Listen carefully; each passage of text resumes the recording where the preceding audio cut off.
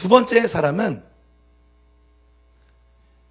예수 그리스도 중심의 사람입니다. 이 사람의 인생의 왕좌에는 예수 그리스도께서 앉아 계십니다. 그리고 나는 내 인생의 왕좌에서 내려와 모든 것을 그리스도께 맡겼습니다. 그래서 삶의 모든 일들이 하나님의 계획하심과 일치하며 그분의 인도를 따라 살게 됩니다. 세 번째 사람은 내 인생에 예수 그리스도는 계시지만 나 자신이 내 인생의 왕좌에 앉아있는 사람입니다. 이 사람은 예수님은 인생의 왕좌에서 내려와 계십니다. 그래서 모든 일을 자기 자신이 주관하기 때문에 하나님의 계획과 일치된 삶을 살 수가 없습니다. 예수 그리스도 중심의 삶을 사는 사람에게는 어떤 인격적인 특성들이 나옵니다. 예를 들면 사랑과 희락과 화평과 온유와 오래 참음과 절제, 이런 성령의 열매들이 나오죠.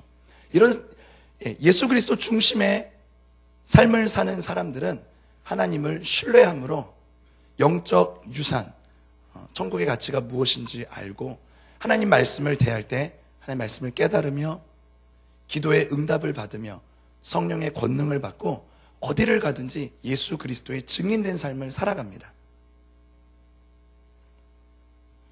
하지만 예수님이 내 인생에 계시지만 자기의 왕좌에 자기가 앉아있는 사람은 하나님을 신뢰하지 않습니다. 그래서 하나님의 말씀이 깨달아지지 않을 뿐만 아니라 기도를 게을리하고 불순종, 하나님을 신뢰하지 않으며 영적 유산에 대해서 망각하고 있고요. 하나님의 사랑과 하나님의 용서에 대해서 잊고 있거나 모르고 있습니다. 그리고 성령의 능력이 무엇인지 알지 못하며 하나님의 말씀을 자기 뜻, 자기 힘으로 순종할 수 있을 거라고 생각을 합니다. 그래서 실패하는 사람을 말합니다. 우리는 모두 다 이 그리스도 중심의 삶을 살기를 원합니다. 우리가 예수님을 믿는다면 이런 삶을 살기를 원합니다. 하지만 C.S. 루이스가 쓴 스크루테이프의 편지라는 책에 보면 C.S. 루이스가 이런 말을 합니다. 제 말로 다시 해석을 했습니다. 많은 사람들은 자신의 생각 안에서 하나님을 만들어낸다. 그리고 그 자기가 만들어낸 하나님을 믿고 의지하려고 한다. 그 하나님은 허상에 불과하다. 우리 모든 하나님을 믿는 사람들은 하나님 자신이 인지하고 있는 그 하나님을 인식해야 하고 그분을 믿고 따라가야만 한다. 그럴 때 예수 그리스도와 친밀한 관계를 맺을 수가 있다 라고 말씀하고 있습니다. 많은 사람들이 이 그리스도인의 삶을 잘못 생각하고 있어요. 어떤 착한 일들을 하는 사람, 도덕적 규범을 잘 지키는 사람, 종교적 의식을 잘 행하는 사람. 하지만 성경이 말하고 있는 이 그리스도인의 삶이란 예수 그리스도를 통하여 살아계신 하나님과 생생한 개인적인 인격적인 교제를 하는 사람을 말합니다. 그리스도인이라 하면 하나님의 음성을 듣습니다. 양은 목자의 음성을 듣습니다. 하나님의 음성을 듣습니다. 하나님도 우리의 음성에 귀를 기울이십니다. 하나님 우리의 기도를 들으십니다. 하지만 문제가 되는 것은 많은 사람들이 자기 생각에 하나님을 만들어내고 그것에 자기 신앙을 맞추려고 한다는 것입니다. 어떤 사람은 하나님의 사랑을 굉장히 강조해서 이야기합니다. 하지만 하나님의 공의는 없습니다. 어떤 사람은 하나님의 공의만 강조합니다. 하나님의 용서하심과 사랑하심, 자신을 자신의 아들까지 주심으로 우리를 사랑하시고 자신의 사랑을 확증하신 그리스도 예수는 잊어버렸습니다. 자기 방식대로 하나님을 믿습니다. 자, 여러분, 우리는 예수님을 바로 인식해야 합니다. 그럴 때 우리의 신앙은 흔들리지 않고 승리하는 삶을 살 수 있을 것입니다. 오늘 다루는 내용이 아주 기본적인 내용이지만 저는 이것이 저에게 그리고 우리 모든 사람들에게 아주 중요한 문제라고 생각을 해서 오늘 이 문제를 다루고자 합니다. 여러분, 예수님은 누구십니까? 오늘 로마서 1장 4절에 예수님은 성결의 영으로는 죽은 가운데 부활하여 능력으로 하나님의 아들로 인정되셨으니 곧 우리 주 예수 그리스도시니라 라고 말씀합니다. 예수님은 부활하셨습니다. 그리고 그 능력으로 하나님의 아들로 선포되셨습니다. 예수님은 부활하셨습니다. 우리가 예수님을 믿고 세례를 받음으로 주님과 함께 십자가에 못 박혀 죽었고 또 그 믿음으로 말미암아 예수 그리스도와 함께 부활할 것을 우리는 믿습니다. 여기서 문제가 되는 것이 있습니다. 만약에 예수님이 가짜라면, 만약에 예수님이 부활하지 않았다면 어떤 일들이 우리 생명 가운데 일어날까 고민해 보지 않을 수가 없습니다. 고린도전서 15장 13절 말씀을 같이 보겠습니다. 사도 바울도 이 문제에 대해서 고민했습니다. 고린도전서 15장 13절부터 17절 말씀입니다. 만약 예수 그리스도께서 부활하지 않았다면 우리의 믿음은 어떨까? 제가 13절, 여러분이 14절, 17절까지 같이 교독해 보겠습니다. 만일 죽은 자의 부활이 없으면 그리스도도 다시 살지 못하였으리라.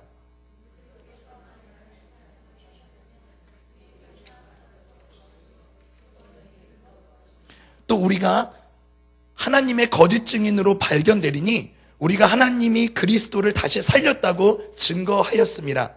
만일 죽은 자가 다시 사는 것이 없으면 하나님이 그리스도를 다시 살리지 아니하셨으리라.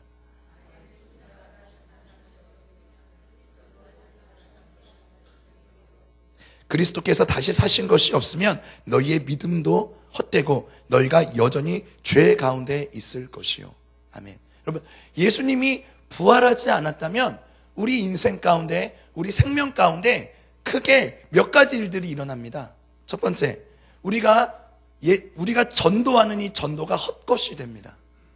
두 번째, 우리가 하나님의 거짓 증인으로 드러납니다. 왜요? 하나님이 그리스도를 살렸다고 증거하기 때문입니다.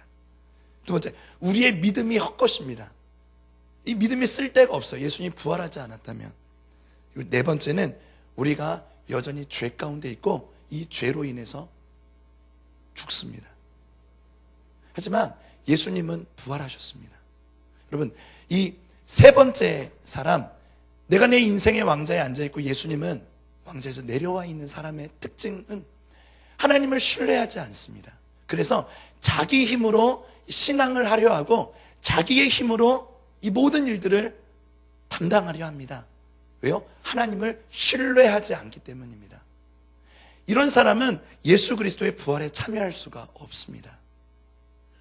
예수님의 부활에 참여하는 사람은 그분을 신뢰하고 믿어드리는 사람뿐입니다. 여러분, 그러면 이 부활의 문제에 대해서 생각했을 때 예수님은 부활하셨습니다. 하지만 성경에 많은 사람들이 부활했습니다. 예수님은 부활하심으로 말미암아, 성결의 영으로 부활하심으로 말미암아 하나님의 아들로 선포되셨는데 성경에 많은 사람들이 부활했습니다. 예를 들면 나사로, 회당장 야이로의 딸, 그 부활한 그들도 하나님의 아들인가요? 하나님의 아들 그리스도인가요? 아닙니다. 왜 그럴까요? 왜 나사로는 그리스도가 부활했는데 그리스도가 아니고, 할렐루야.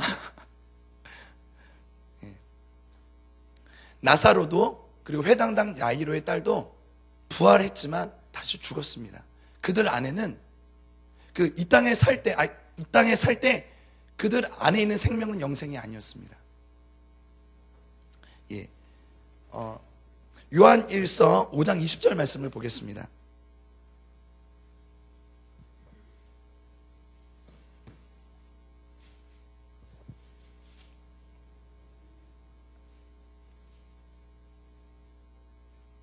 요한 1서 5장 20절 말씀 같이 읽겠습니다. 시작.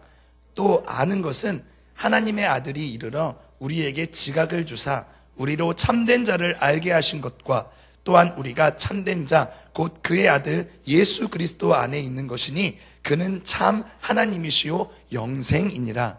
아멘. 예수 그리스도께서 영생이십니다. 요한일서 5장 11절 같이 봅니다. 또 증거는 이것이니 하나님이 우리에게 영생을 주신 것과 이 생명이 그의 아들 안에 있는 그것이니라. 그 아들 예수 그리스도 안에 영생이 있습니다. 그렇기 때문에 예수님은 부활하셨고 다시 죽음을 보지 않으시고 하늘로 올리셨습니다. 그분은 그리스도이십니다. 그분의 부활이 그분이 하나님의 아들인 것을 우리에게 증거하고 있습니다. 예수님 안에 있는 그 영생은 다른 말로 생명이라고 표현하고 있습니다. 12절에 아들이 있는 자에게는 생명이 있고 하나님의 아들이 없는 자에게는 생명이 없느니라. 우리 안에 이 생명이 있는 것을 여러분은 인지하고 계신가요? 여러분은 느끼고 계신가요? 13절에 보면 내가 하나님의 아들의 이름을 믿는 너희에게 이것을 쓴 것은 너희로 하여금 너희에게 영생이 있음을 알게 하려 함이라.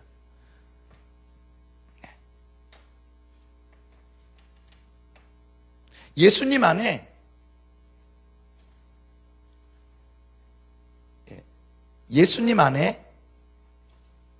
생명이 있습니다.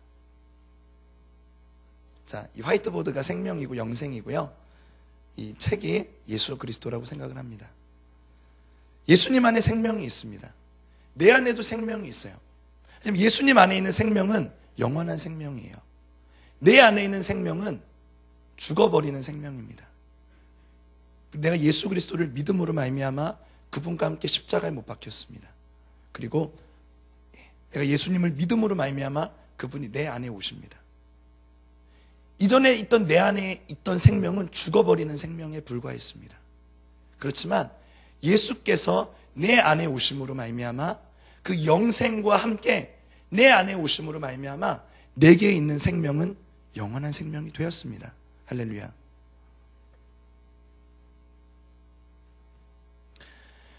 우리가 아직 죄인 되었을 때에 그리스도께서 우리를 위해서 죽으시고 하나님께서 그분을 통해서 우리에게 대한 하나님의 사랑을 확증하셨습니다. 죄로 죽을 수밖에 없었던 나를 위해 예수님이 죽어주셨고 죽을 수밖에 없었던 생명을 갖고 있었던 나였지만 주님은 영원한 생명을 나에게 주셨습니다. 골로새서 1장 14절에 그 아들 안에서 13절에 그가 우리를 흑암의 권세에서 건져내사 그의 사랑의 아들의 나라로 옮기셨으니 그 아들 안에서 우리가 구속 곧 죄 사함을 얻었느니라. 이것이 하나님께서 우리에게 보여주신 사랑입니다. 로마서 8장 38절 39절에 높음이나 낮음이나 천사들이나 생명이나 사망이나 그 어떤 피조물이라도 나를 그리스도 예수 안에 있는 하나님의 사랑에서 결코 끊을 수 없다고 선포하고 있습니다. 이것이 얼마나 우리에게 힘이 되어지는지 모르겠습니다. 이 하나님의 사랑이 우리에게 얼마나 위로가 되어지는지 모르겠습니다. 하지만 예수 안에 거한다고 하면서 하나님의 예수 그리스도의 계명을 지키지 않는 사람들, 하나님을 사랑한다라고 얘기하면서 형제를 미워하는 사람은 성경은 우리에게 흑암이 그 눈을 덮어버렸다고 말씀합니다. 소경입니다. 갈 길을 알지 못합니다. 갈 곳은 구덩이밖에 없습니다. 하나님이 나를 사랑하시고 그분이 나에게 영원한 생명을 주셨습니다. 이 영원한 생명은 성령님과 함께 옵니다. 성령께서 내 안에 능력으로 일하시죠. 거룩의 영으로 또 능력으로. 그래서 하나님의 말씀에 순종할 수 있는 능력을 주십니다. 하나님의 양은 하나님의 음성을 듣습니다. 양심을 통해서 나에게 들려주신 하나님의 음성, 하나님의 말씀을 기억나게 하심으로 들려주신 하나님의 음성을 들을 수 있습니다. 갈렙아, 너 지금 교만하잖아. 갈렙아, 너 지금 사랑하지 않잖아. 그런 하나님의 음성이 들릴 때마다 뜨끔 바로 회개합니다. 하나님의 사람에게는 회개할 수 있는 은혜가 있습니다. 여러분, 회개에는 세 가지가 필요합니다. 동의와 감사와 회개입니다. 동의한다는 것은 하나님께서 나에게 지적해 주시는 그 죄에 대해서 인정하는 것입니다. 그렇습니다, 하나님. 내가 죄를 범했습니다. 하나님이 지적해 주십니다. 우리가 하나님의 사람이기 때문에 거룩의 영 성령께서 내 안에 죄를 지적하십니다. 갈렙아, 아니잖아. 지적해 주실 때 어떤 사람은 하나님의 지적에 동의합니다. 하지만 어떤 사람은 동의하지 않습니다. 하나님이 우리에게 죄를 지적하실 때 첫 번째가 동의인데, 내가 하나님 앞에 이 죄를 동의하지 않을 때 마음이 굳은 상태인 것을 우리에게 보여주는 것입니다. 하나님의 지적에 동의하는 것이 중요합니다. 그리고 감사합니다. 예수께서 내 죄를 사해 주신 것을 감사합니다. 주님의 크나큰 은혜와 사랑에 감사합니다. 그리고 그 사랑으로 말미암아 내 태도가 바뀝니다. 주님에 대한 태도, 그리고 그 사람과 이 환경에 대한 태도가 바뀝니다. 이 태도로 말미암아 행동 또한 바뀌게 됩니다. 이것이 회개입니다. 내가 하나님 그렇습니다, 내가 이것에 대해서 죄를 범했습니다, 동의하는 것만이 회개가 아닙니다. 감사하고 내 태도와 행동이 바뀌는 것까지가 진정한 회개를 의미하는 것입니다.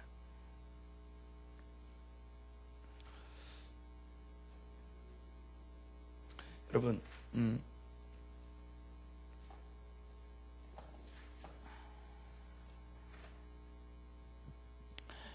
이 두 번째 예수 그리스도 중심에 사는 사람은요,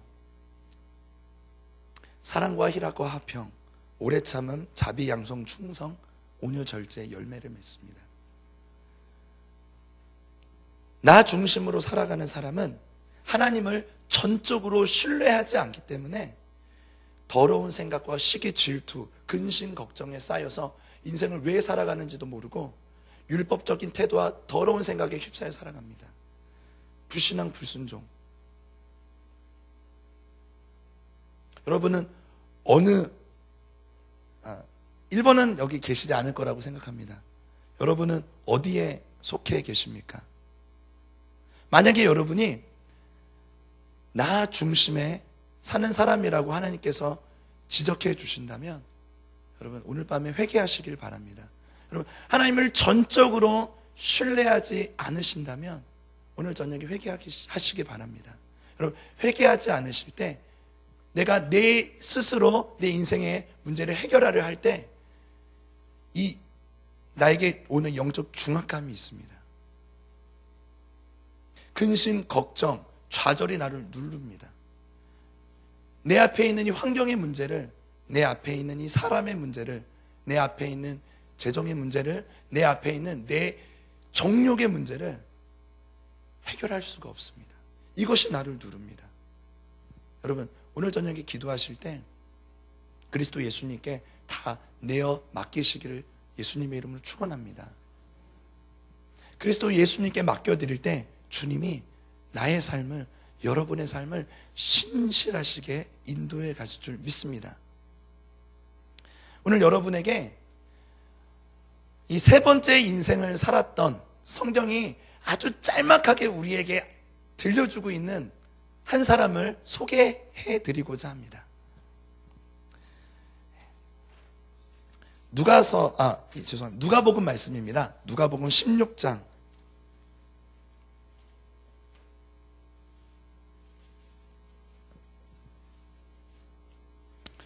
누가복음 16장 19절에서 31절 말씀입니다. 한 절 한 절 같이 교독하겠습니다. 저부터 읽겠습니다. 한 부자가 있어 자색옷과 고운 베옷을 입고 날마다 호화로이 연락하는데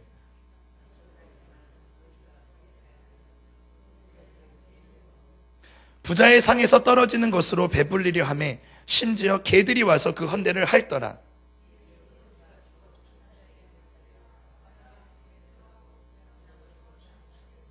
저가 음부에서 고통 중에 눈을 들어 멀리 아브라함과 그의 품에 있는 나사로를 보고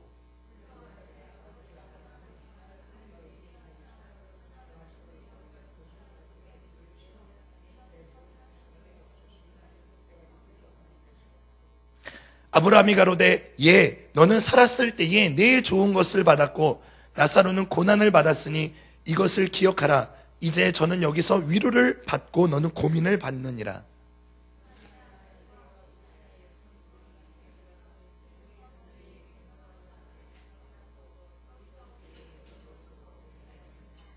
가로되 그러면 구하노니 아버지여 나사로를 내 아버지의 집에 보내소서.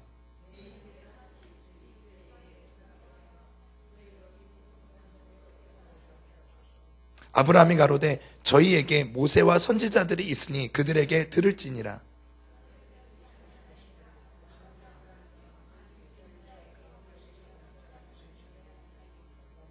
같이 읽겠습니다. 가로되 모세와 선지자들에게 듣지 아니하면 비록 죽은 자 가운데서 살아난 자가 있을지라도 권함을 받지 아니하리라 하였다 하시니라. 아멘. 자, 저는 오늘 여러분에게 한 멋있는 옷을 입고 떵떵거리며 살았던 한 사람을 소개하고자 합니다. 바로 부자입니다. 이름은 몰라요. 단지 부자라는 것만 알고 있습니다. 이 부자는 하나님을 알고 있었던 사람이라 우리가 짐작할 수 있습니다. 29절에 보면 아브라함이 가로되 저희에게 모세와 선지자들이 있으니 그에게 들을지니라. 부자가 아브라함이여 나사로를 보내서 내 5 형제에게 이 지옥에 오지 말라고 하나님 열심히 똑바로 예수님 믿으라고 좀 전해주세요. 아브라함이 얘기합니다. 그 5 형제에게 너희 집사람들에게 이미 모세와 선지자가 있다. 이 모세와 선지자 이 말씀은 이미 부자도 알고 있습니다. 그들이 무엇을 이야기하는지 어떤 사람인지 알고 있어요. 그래서 부자가 반문하지 않습니다. 모세가 누군데요? 나사로가 선지자가 누군데요? 라고 반문하지 않습니다. 부자는 모세와 선지자를 통해서 이미 하나님을 인식하고 알고 있었습니다. 하지만 그의 삶은 그렇지 않았습니다. 19절 보겠습니다. 부자가 있습니다. 자색옷과 고운 베옷을 입고 날마다 호화로이 연락했습니다. 이 자색옷이라는 말을 제가 찾아봤는데요. 옛날에 부자들은 열대어의 피를, 열대어 있잖아요. 그 조그만 물고기의 피를 빼가지고 옷을 물들였습니다. 빨갛게. 얼마나 많은 비싼 물고기가 필요했을까요? 이 자색옷은 아무나 입었던 옷이 아닙니다. 고운 베옷, 이것도 찾아봤습니다. 지금 금값이 많이 비싸잖아요.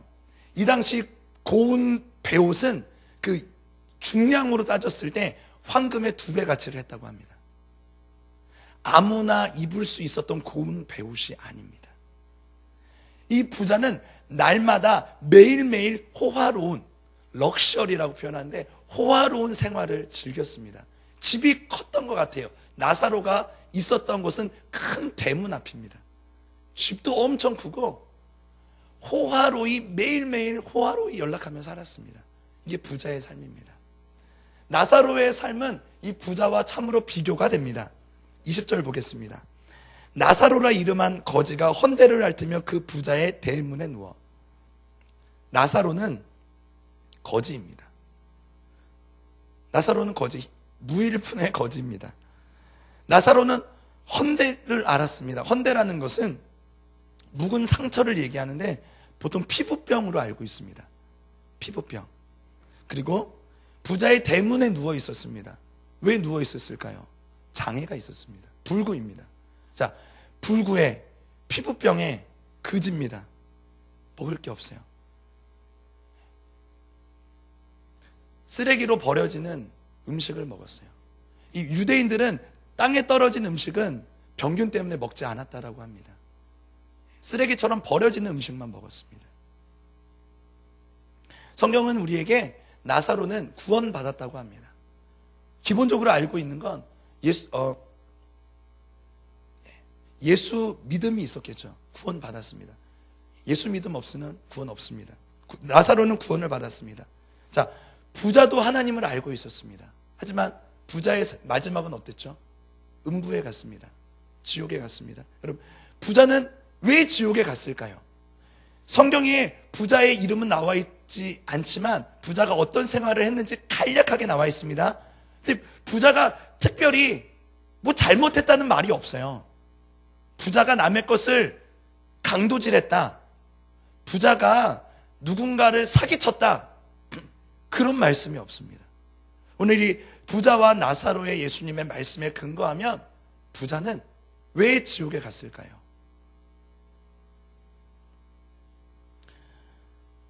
부자는 적극적인 행악함으로 죄를 범하지 않았음에도 지옥에 갔습니다. 그것은 이기주의 때문입니다. 왜 이기주의라고 표현한, 제가 이기주의라는 단어를 사전에 네이버 검색을 해봤습니다. 사전에서 찾아봤습니다. 이기주의라는 단어는 여러 가지 의미가 있지만 그 중에 하나는 자기 자신의 이익만을 꾀하고 사회 일반의 이익은 염두에 두지 않으려는 태도입니다. 자기 자신의 유익만을 꾀합니다. 이것이 이기주의입니다. 부자는 하나님이 주신 부를 자신의 배만 채우는 데 썼습니다.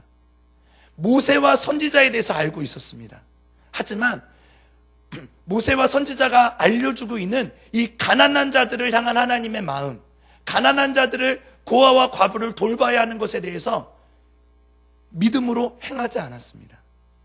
하나님을 알고 있었지만 믿지 않았습니다. 그리고 믿음에 대한 행함이 없었습니다. 믿음은 행함과, 야고보서의 2장에 믿음은 행함과 함께 일하고 행함으로 믿음이 증명된다고 합니다. 부자는 믿음이 없었습니다. 그래서 모세와 선지자를 알고 있었지만 나사로를 도와주지 않았어요. 잠언 말씀 보겠습니다. 21장 13절 말씀입니다.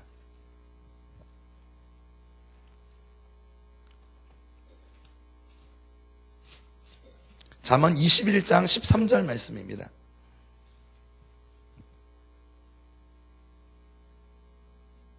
같이 읽겠습니다. 시작. 귀를 막아 가난한 자의 부르짖는 소리를 듣지 아니하면 자기의 부르짖을 때에도 들을 자가 없으리라. 얼마나 나사로가 아파서 굶주려서 먹을 것 좀 달라고 비명을 질렀겠습니까? 그 소리를 매일 들으면, 부자의 대문에 있었거든요. 마음만 조금 움직였어도 이 부자 나사로를 도와줄 수 있었습니다. 하지만 가난한 자의 부르짖음을 듣지 않았고 음부에서, 지옥에서 아무도 이 부자를 도와주는 사람이 없습니다. 비록 아브라함이 얘야 라고 말하지만 아브라함도 이 부자를 도와줄 수가 없습니다. 왜요? 부자가 살아생전에 가난한 자의 부르짖음을 듣지 않았기 때문입니다. 이 하나님의 말씀을 마음에 새기지 않았고 믿지 않았고 행하지 않았기 때문입니다. 사도 바울이 야고보와 베드로와 요한을 만났을 때 그 사도들이 바울에게 가난한 자를 돌아봐 달라고, 이방인 가난한 자들을 돌아봐 달라고 부탁합니다. 이 가난한 자들을 돌아보는 것은 구약이나 신약이나 매 한 가지입니다. 하나님은 가난한 자들에게 마음을 향하고 계시고 또 하나님은 고아와 과부를 향해서 마음을 향하고 계십니다. 저는 요즘 그런 생각을 합니다. 나는 부자다. 할렐루야. 여러분, 저는 부자입니다. 그리고 제 주위에 수많은 나사로들이 있습니다. 요즘 저희 아내가 이 북한 문제, 그리고 이 종북 어떤 관련 문제들, 그리고 탈북자 문제에 굉장히 관심을 갖고 있습니다. 그래서 저도 아내를 따라서 덩달아 공부하고 있어요. 이 북한 문제가 얼마나 심각한지, 그리고 왜 사람들이 탈북을 하는지, 그리고 종북 세력들이 대한민국에서 얼마나 위험한 존재인지를 요즘 공부하고 있습니다.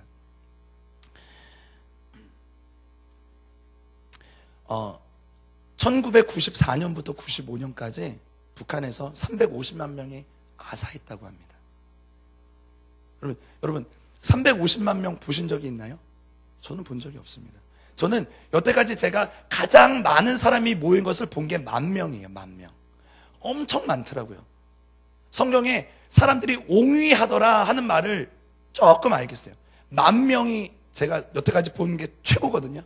근데 이 10,000명의 350배, 350만 명이 한 해에 죽었어요. 그리고 지금도 수많은 사람들이 굶주림 때문에 북한을, 압록강을 건너 탈북을 하고 있습니다. 탈북자 중에 지금 외대에 다니고 있는 그분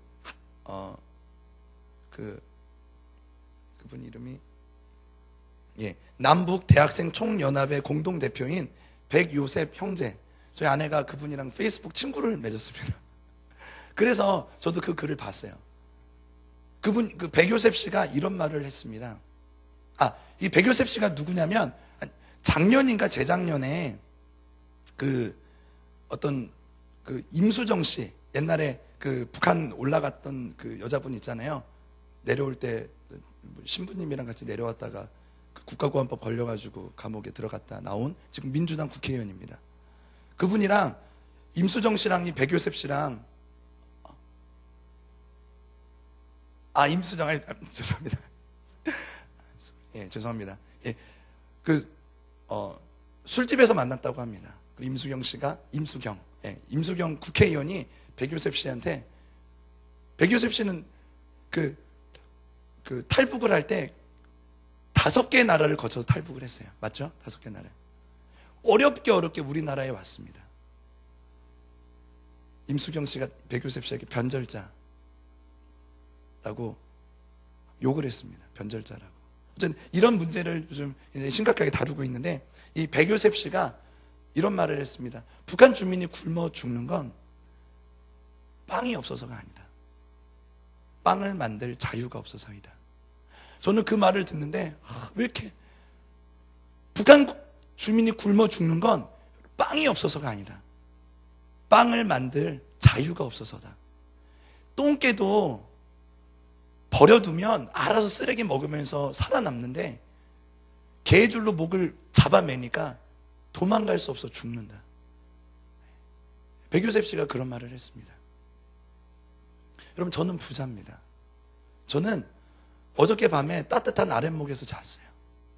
근데 지금도 북한 주민들은 이 추위에, 이 부산도 이렇게 추운데 함경북도 그 추운 곳에 바람 막을 집이 없어 추위에 얼어 죽는 사람들이 있습니다.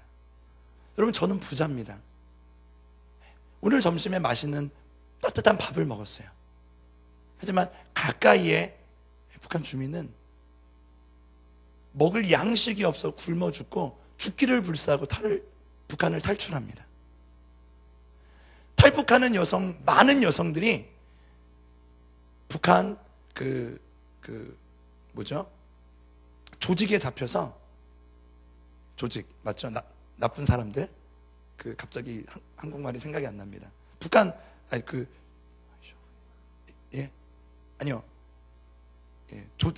조폭. 중국 조폭에 잡혀가지고 인신매매로 저 시골로 팔려갑니다. 거기서 성노예 생활을 한다고 합니다. 많은 아이들이 길거리에 버려지고 굶어 죽어갑니다. 그럼 저는 부자입니다.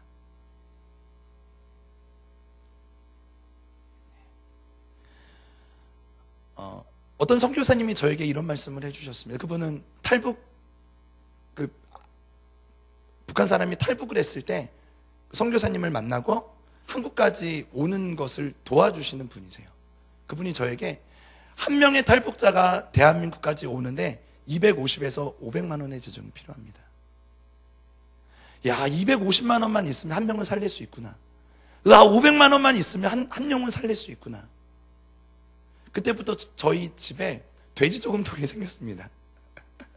여러분, 저는 부자입니다. 돼지 저금통을 식탁 위에다 올려놨어요. 그래서 매 식사를 할 때, 아침, 점심, 저녁을 먹을 때 유나, 윤서에게 100원씩 줍니다. 저도 100원을 합니다. 아내도 100원을 돼지 저금통에 집어넣습니다. 250만 원은 저희가 못 만들지만 그 돼지 저금통 한 달에 한 번씩 깨가지고 그 선교사님한테 보내드리려고요. 몇 푼 안 되는 돈이지만 그 재정이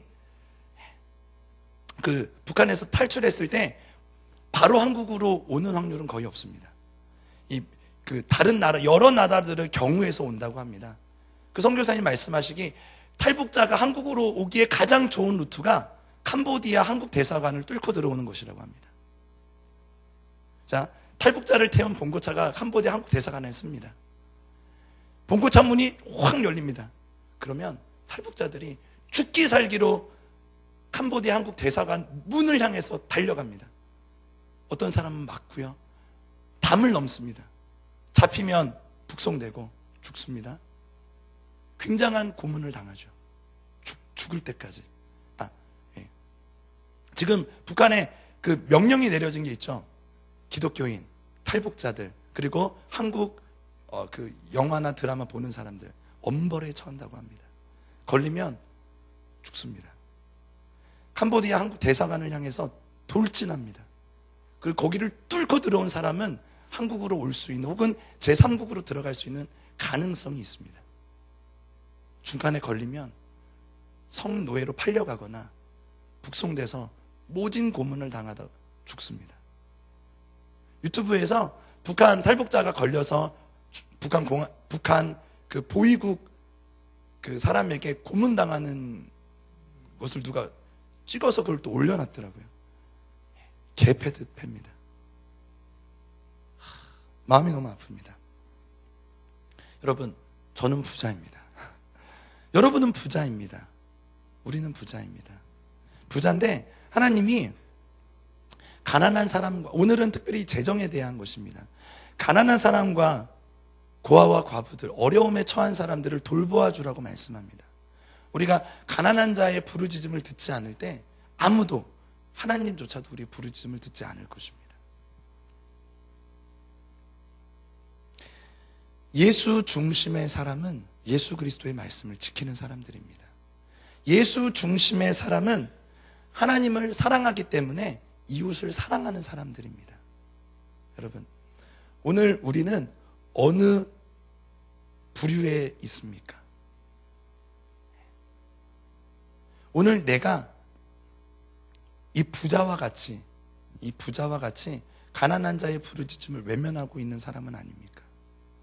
오늘 내가 성경에 많은 불순종했던 사람들처럼 주님의 말씀에 귀 기울이지 않고 자기의 소견에 옳은 대로 행하는 그 한 사람은 아닌가요? 왜요? 하나님을 신뢰하지 않기 때문에. 자기의 고집과 불안과 염려, 근심 때문에 앞에 문제가 해결이 되지 않아서 이 환경에서 오는 중압감이 나를 눌러서 하나님을 바라볼 수가 없는 그런 사람은 아닌가요? 하지만 주님은 오늘 우리에게 하나님을 신뢰할 믿음을 요구하십니다. 믿음이 없이는 하나님을 기쁘시게 할 수 없기 때문입니다.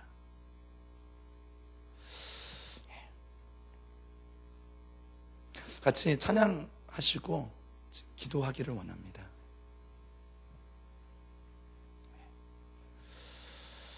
내가 하나님을 믿는 사람인지, 내가 하나님을 사랑하는 사람인지, 내가 그리스도 중심의 삶을 사는 사람인지를 돌아봐야 합니다. 그렇지 않고서는 믿음의 순종은 절대 나올 수가 없습니다. 그렇지 않고서는 사랑이라는 성령의 열매는 결단코 나올 수가 없습니다. 할렐루야.